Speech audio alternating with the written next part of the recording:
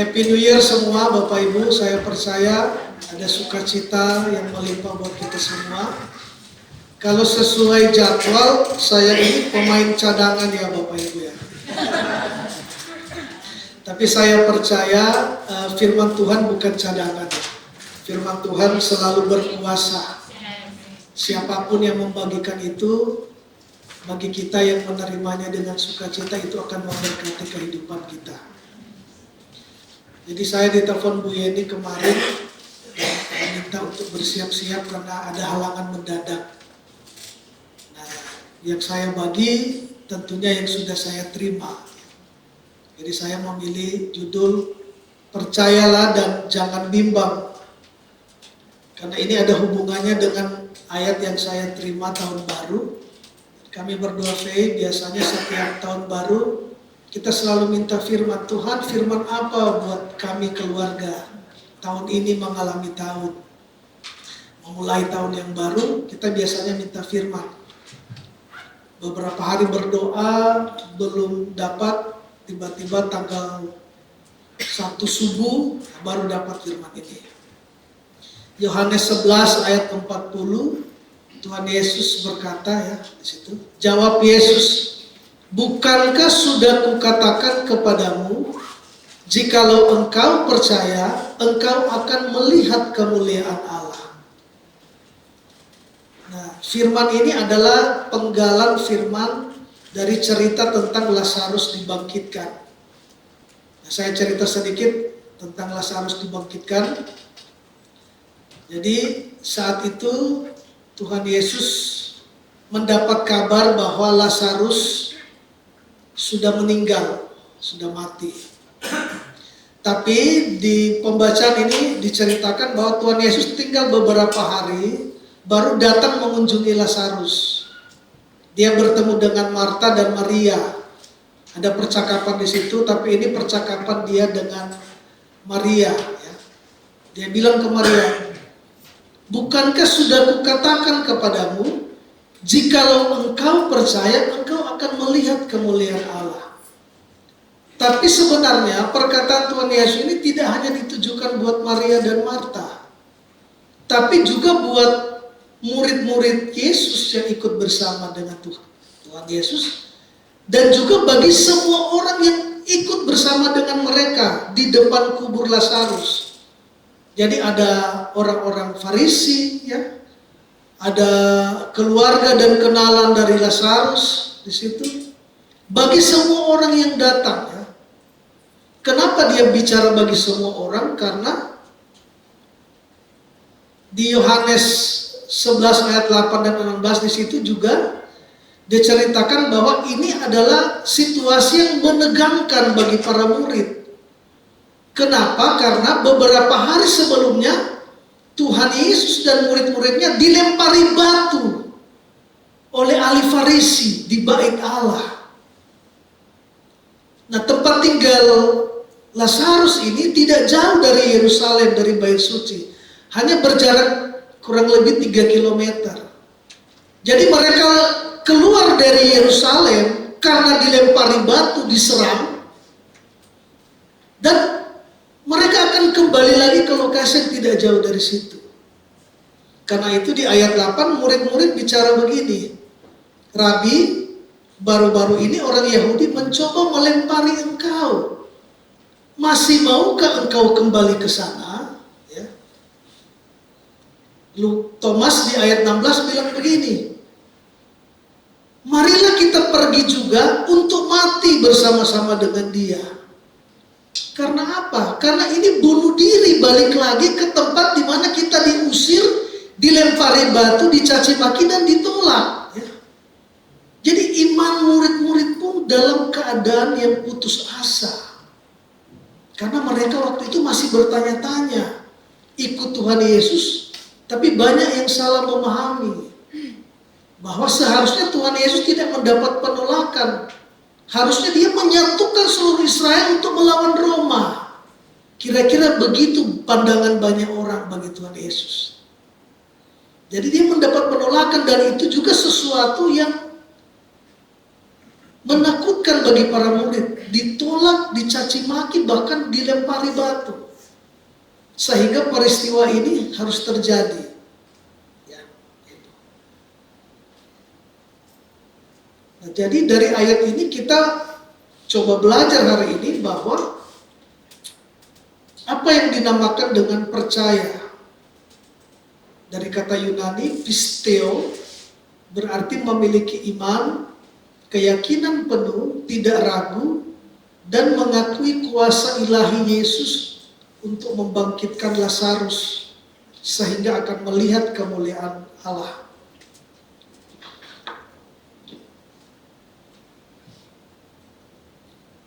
Saya coba-coba cek lawan kata dari percaya apa sih? Nah, lawan kata dari percaya itu adalah ragu atau skeptis, yang berarti keadaan bimbang, tidak mantap atau tidak yakin dalam pendapat, keyakinan, atau saat akan mengambil keputusan. Seringkali karena ada keraguan atau ketidakpastian dalam hati. Kenapa selalu dibilang percaya? Percaya saja. Tidak percayakah kamu? Di sisi lain, kita ini dibilang orang percaya. Kita ini orang-orang percaya. Tapi kenapa selalu harus diajarkan tentang percaya? Karena ada lawan katanya. Ada ragu, orang percaya, ada juga keraguan gitu ya. Karena itu dibilang tidak hanya percaya, tapi paketnya selalu jangan bimbang. Markus 11 ayat 23 berkata, Aku berkata kepadamu, sesungguhnya barang siapa berkata kepada gunung ini, beranjaklah dan tercampaklah ke dalam laut, asal tidak bimbang hatinya, tetapi percaya bahwa apa yang dikatakannya itu akan terjadi, maka hal itu akan terjadi baginya. Ayat 24, karena itu aku berkata kepadamu, apa saja yang kamu minta dan doakan, percayalah bahwa kamu telah menerimanya, maka hal itu akan diberikan kepadamu. Yakobus 1 ayat 6 memperjelas, ya, hendaklah ia memintanya dalam iman. Tegas sekali di sini dibilang. Dan sama sekali jangan bimbang. Sebab orang yang bimbang sama dengan gelombang laut yang diombang-ambingkan kian kemari oleh laut. Orang yang demikian janganlah mengira bahwa ia akan menerima sesuatu dari Tuhan. Sebab orang yang mendua hati tidak akan tenang dalam hidupnya. Kenapa dibilang jangan bimbang ya? Diingatkan percaya, sekaligus diingatkan jangan bimbang. Karena jelas di sini, orang yang percaya tetapi dia dipenuhi kebimbangan, dia gak akan menerima apa-apa. Jangan berharap menerima sesuatu. Kalau kita percaya, tapi di saat yang bersamaan kita bimbang. Filemon 1 ayat 6 berkata, komunikasi iman kita akan efektif melalui pengakuan akan setiap hal yang ada di dalam kita, di dalam Kristus. Kalau mau iman kita efektif, ya, kita harus mengakui segala kebaikan Kristus di dalam hidup kita. Percaya dan jangan bimbang maksudnya seperti murid-murid Tuhan Yesus. Mereka takut, mereka ragu, ya, mereka kehilangan harapan. Bahkan mereka tahu mereka bisa mati kalau ikut dia ke sana. Tapi Tapi mereka tetap pergi. Mereka tetap melangkah bersama Tuhan.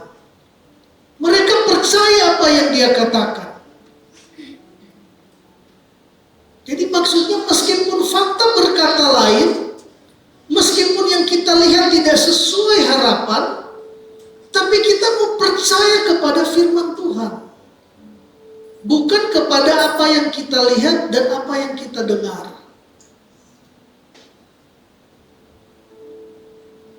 Kenapa nggak boleh bimbang ya? Karena di saat yang bersamaan kita bisa punya kepercayaan dan bisa punya ketidakpercayaan di saat yang bersamaan. Markus 9 ayat 24 di sini mengatakan, waktu Tuhan Yesus mau menyembuhkan seorang anak yang sakit ayan ya, penyakit ayan. Ayah anak itu berteriak, "Aku percaya, tolonglah aku yang tidak percaya ini." Jadi dia percaya Tuhan bisa menyembuhkan dia, tapi di saat yang bersamaan juga dia punya ketidakpercayaan. Seperti ini kira-kira kehidupan kita orang percaya. Dinamakan orang percaya, tapi banyak ketidakpercayaan di dalam diri kita.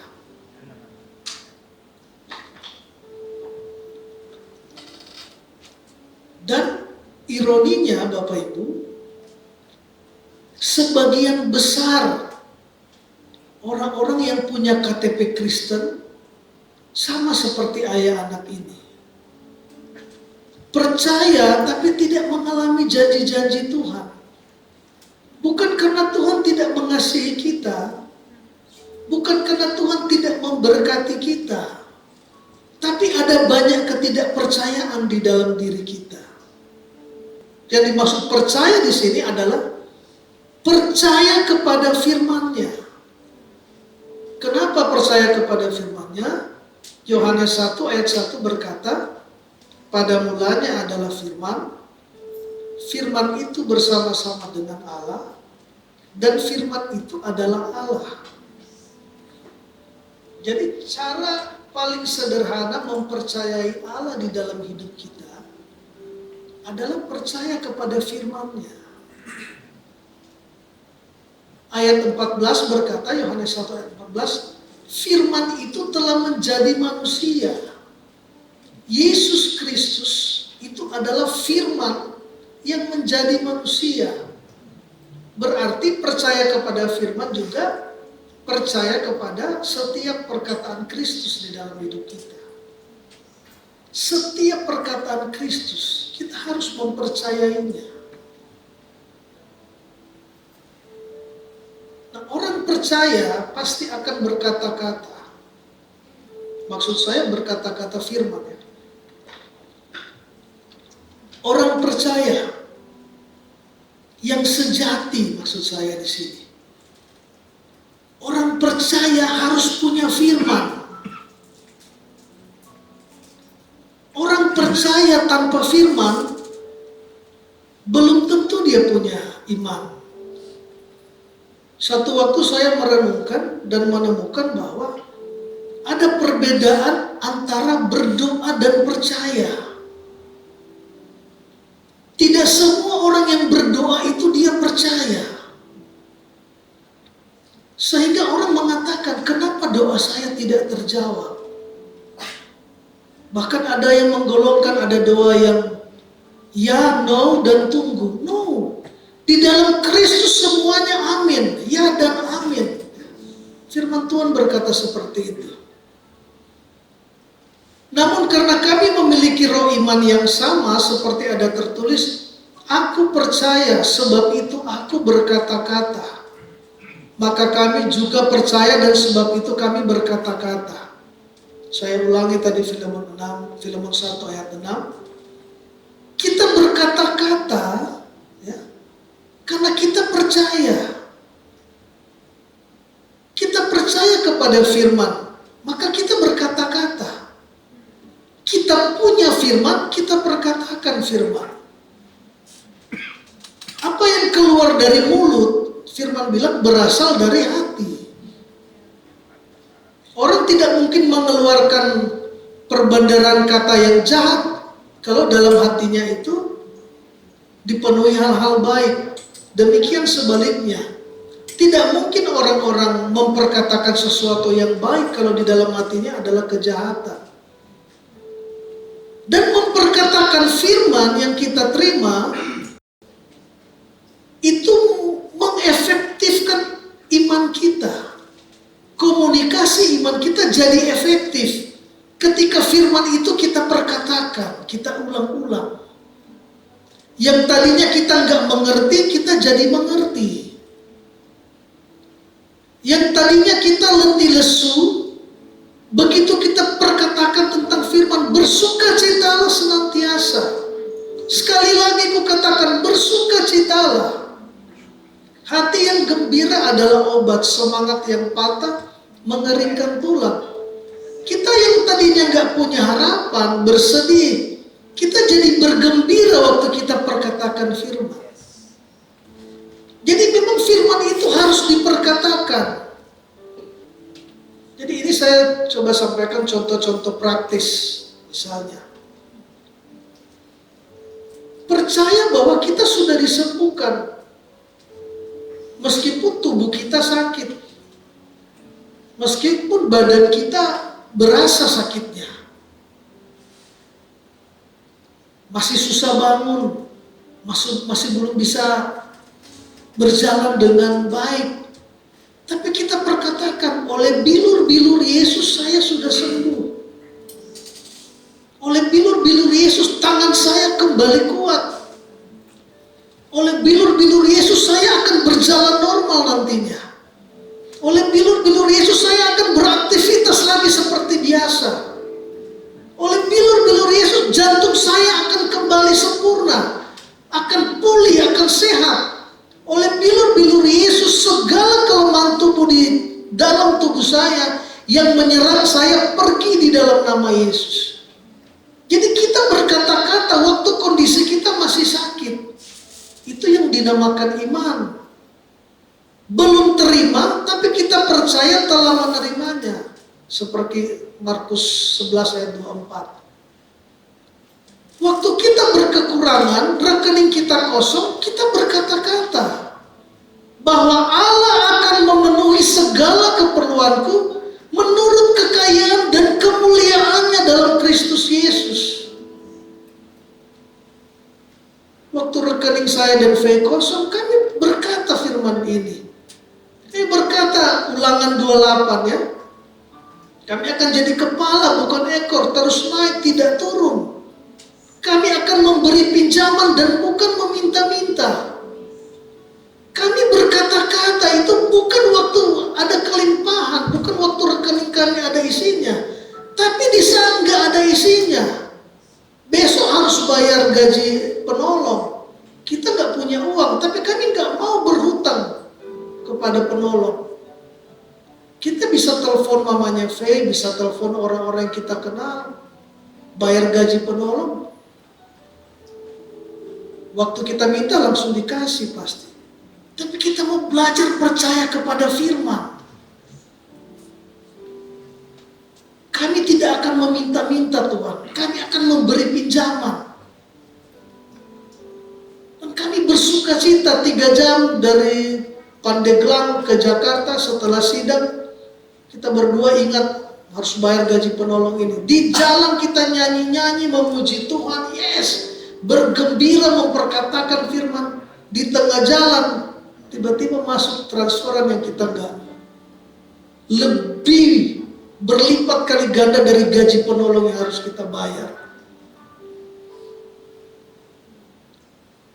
Waktu kita merasa digugat oleh iblis ya, merasa tidak layak ya, karena daging kita ini masih kompromi dengan dunia ini, kita katakan firman, saya sudah dikuduskan sekali untuk selama-lamanya.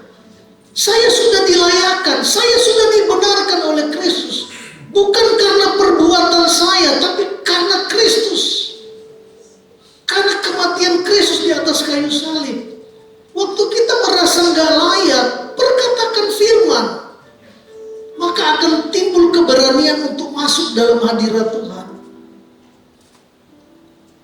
Waktu kita marah orang ya Bapak Ibu, karena daging kita tersakiti, perkatakan firman. Ada orang yang marah ke kita tanpa sebab, tiba-tiba udah berubah sikapnya, dan lain sebagainya. Perkatakan firman ya. Saya punya buah-buah roh di dalam saya. Ada kasih, sukacita, kelembutan, kesetiaan. Perkatakan firman. Waktu kita marah ya, perkatakan firman. Bukan perkatakan daging kita yang lagi kecewa, lagi marah, lagi terluka. Itu hanya akan membuat luka itu makin besar. Itu akan membuat kita jauh dari mengampuni, jauh dari kasih Kristus. Tapi memperkatakan firman membuat kita dapat kekuatan baru. Kasih itu mengalir di hidup kita. Dan kita bisa mengasihi, bisa mengampuni, bisa tetap melayani, meskipun orang membenci kita. Percaya, di saat sepertinya gagal yang kita kerjakan, apa yang kita lakukan belum berhasil, percaya bahwa apa saja yang kita kerjakan berhasil. Karena Mazmur 1 ayat 3 bilang begitu. Percayalah Bapak Ibu. Waktu saya dapat ayat ini, apa saja yang kamu kerjakan berhasil, saya mau berkunjung di salah satu dinas ya. Dinas PU, tapi saya udah lupa di Jawa Barat ya. Nah, saya dapat ayat ini pagi-pagi. Apa saja yang kamu kerjakan berhasil. Nah, saya akan buka link, kalau yang biasa ngurus perizinan tahu namanya link OSS ya. Jadi saya mau buka link ini. Sehingga karena ada data yang belum bisa diakses oleh dinas, sehingga saya harus buka datanya di depan mereka langsung, buka link OSS-nya di depan mereka langsung. Nah, saya bilang Tuhan, hari ini saya akan berhasil, data ini akan mereka terima, dan perizinan yang saya urus ini akan segera terbit. Gitu ya. Jadi saya perkatakan nih, Mazmur 1 ayat 3, apa saja yang saya kerjakan berhasil, hari ini saya akan berhasil. Dan puji Tuhan berhasil. Sistemnya jalan dengan sempurna, bekerja dengan sempurna. Di saat itu juga mereka langsung terima datanya, langsung diterima, perizinannya langsung muncul. Tapi tahu nggak, di saat yang sama, kawan-kawan saya menelpon, Jeff, jaringan lagi error ya. Dari tadi kami coba nggak bisa, kami akses link ini. Bayangkan Bapak Ibu, saya kok mulus-mulus, nggak ada gangguan sistem, mulus diterima. Tapi orang-orang lain mengeluh jaringan lagi error katanya, nggak bisa akses sistem ini. Ya mungkin Bapak Ibu bilang kebetulan ya, ada mungkin bilang begitu ya. Tapi bagi saya itu pekerjaan Tuhan ya. Ada juga satu waktu saya dan Faye ngambil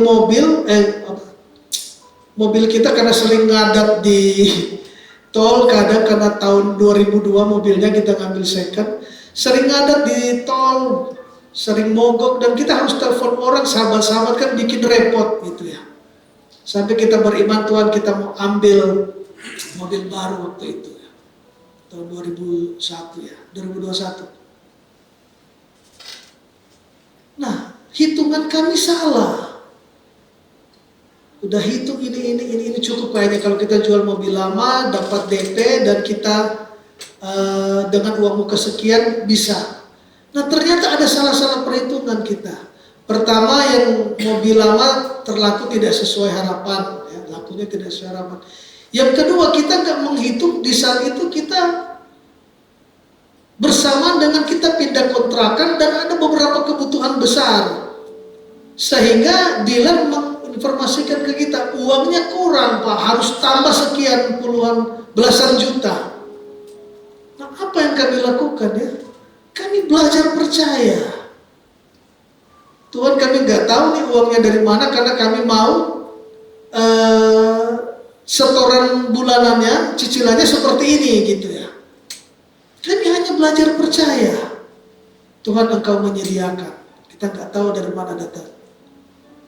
Tahu nggak dari mana uangnya datang? Waktu kamu mau tanda tangan perjanjiannya, di saat itu pemerintah terbitkan kebijakan pajak 0%, pajak pembelian mobil. Jadi kami nggak harus dapat dana, malah dealer kembalikan dana ke kami.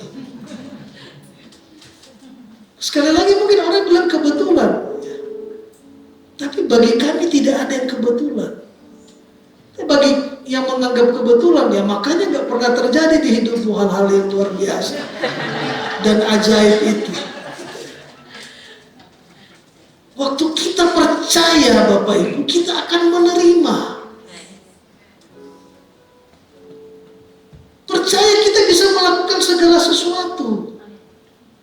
Nggak hanya hal-hal yang biasa. Hal-hal yang luar biasa bisa kita lakukan. Filipi 4 ayat 13 bilang, I can do all things through Jesus. I can do all things. Semuanya bisa kita lakukan di dalam Kristus yang memberi kita kekuatan. Jadi bagi Bapak Ibu yang sering nolak doa, BBL, mau pelayanan, mau apa, sering nolak tanggung jawab, coba ulang-ulang ayat ini, I can do all things ya. Ada roh yang membangkitkan Yesus dari antara orang mati di dalam engkau. Roma 8 ayat 11. Ada roh Yesus di dalam kita. Galatia 4 ayat 6. Allah menyuruh roh anaknya ke dalam hatimu yang berseru, ya Aba, ya Bapa. Ada di dalam kita, sehingga kita bisa melakukan segala sesuatu. Bukan kita, tapi Kristus yang melakukannya. Bukan percaya kepada yang bisa kita lakukan, bukan itu. Tapi percaya kepada firman-Nya, percaya kepada apa yang sudah Kristus kerjakan di atas kayu salib. Itu yang kita percayai, bukan apa yang bisa kita lakukan.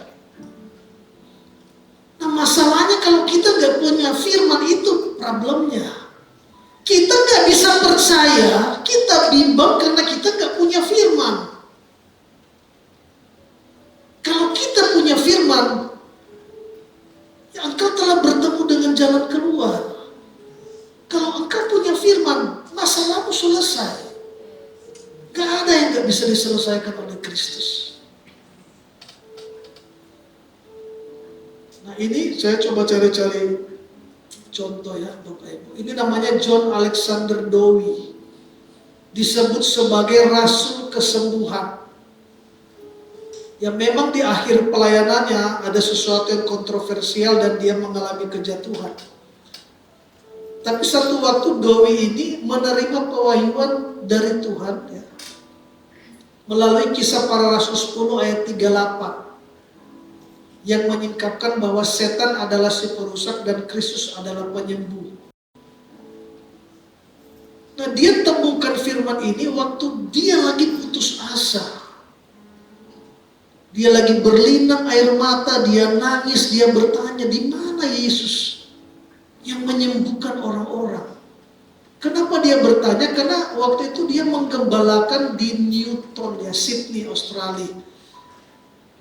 Nah daerah yang lagi dia gembalakan ini, itu diserang wabah yang mematikan.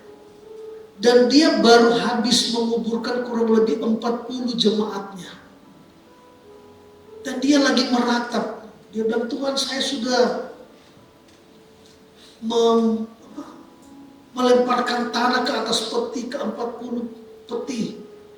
Jadi dia bertanya, di mana Tuhan itu? Dan Tuhan menyingkapkan firman ini ke dia. Yaitu tentang Yesus dari Nazaret. Bagaimana Allah mengurapi dia dengan Roh Kudus dan kuat kuasa. Dia yang berjalan berkeliling sambil berbuat baik dan menyembuhkan semua orang yang dikuasai iblis sebab Allah menyertai dia. Waktu dia melihat ayat ini ya, dia ilustrasikan seperti dia melihat cahaya terang benderang ke ayat ini. Dan dia bilang, yes, dia dapat firman-Nya. Sementara dia menerima pewahyuan dari ayat ini, ada jemaat yang datang ke rumahnya, gedor-gedor pintunya. Salah satu pelayannya bernama Mary, sekarang dalam keadaan yang itu. Udah sekarat. Dan dia bilang, yes, firman ini, pedang ini masih ada di tangan dia. Dan dia langsung datang ke rumah Mary. Di situ ada dokter. Dokter berkata, bukankah jalan Tuhan tidak terselangi?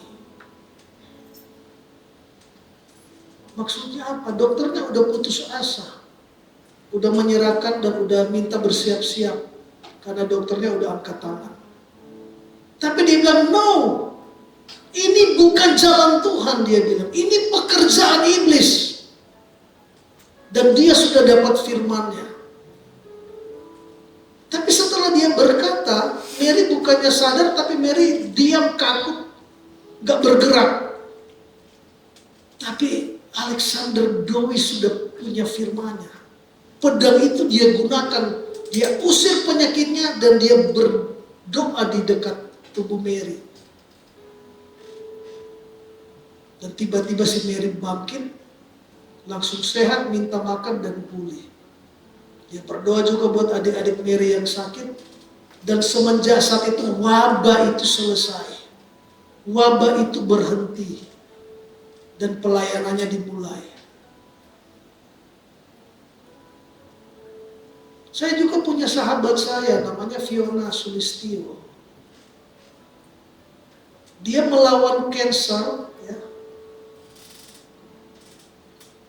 Dan menurut dokter dia harus melewati 6 kali kemoterapi dan 30 kali sinar radiasi. 10 tahun dia harus minum obat karena kankernya kanker ganas. Bapak Ibu bisa lihat di YouTube Karis Healing, sembuh dari kanker payudara, kesaksian kesembuhan Fiona Sulistio. Nah, yang ajaib dari cerita Fio ini, waktu dia melewati kemoterapi, orang-orang yang seharusnya biasanya ya, rambutnya rontok, dia enggak. Malah dia bilang dia dapat rambut kayak Halle Berry. Karena dia perkatakan firman, bunga bagong saja yang di ladang didandani oleh Tuhan. Rumput liar didandani oleh Tuhan, apalagi dia bilang. Jadi saat rambutnya mulai rontok, dia perkatakan firman, rambut saya akan lebat, akan bertumbuh. Seperti Allah mendandani saya akan cantik. Rambutnya tidak rontok. Saat orang selesai kemo, di sinar radiasi biasanya badannya lemas, gak berdaya. Dia bilang bangun pagi dengan kekuatan yang segar, sangat sehat.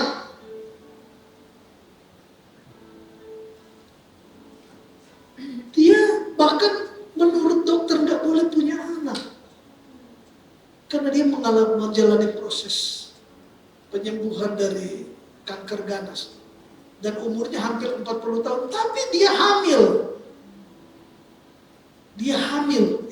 Saat orang mengalami kehilangan rumah, dana habis, dia bilang, saya malah dapat rumah. Dan itu dipakai buat rumah pemulihan. Karena dia deklarasikan firman di setiap momen yang akan dia lewati.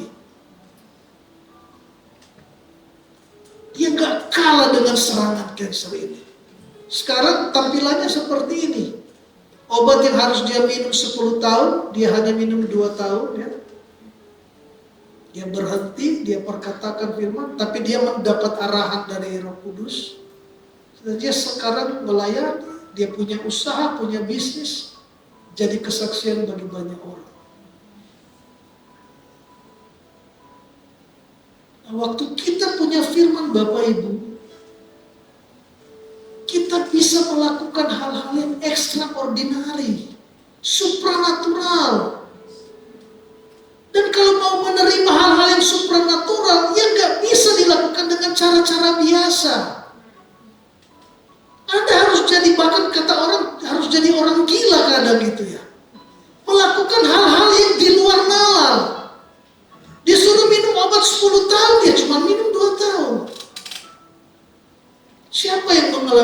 yang luar biasa di situ ya.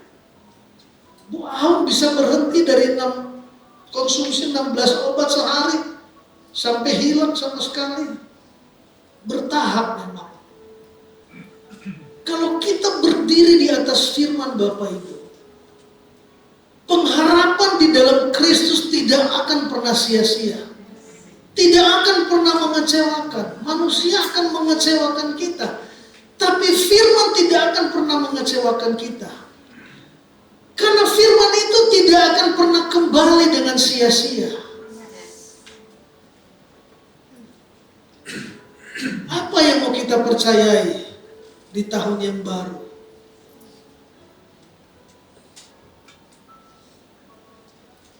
Apa yang mau Bapak Ibu percayai buat rumah tanggamu di tahun yang baru ini?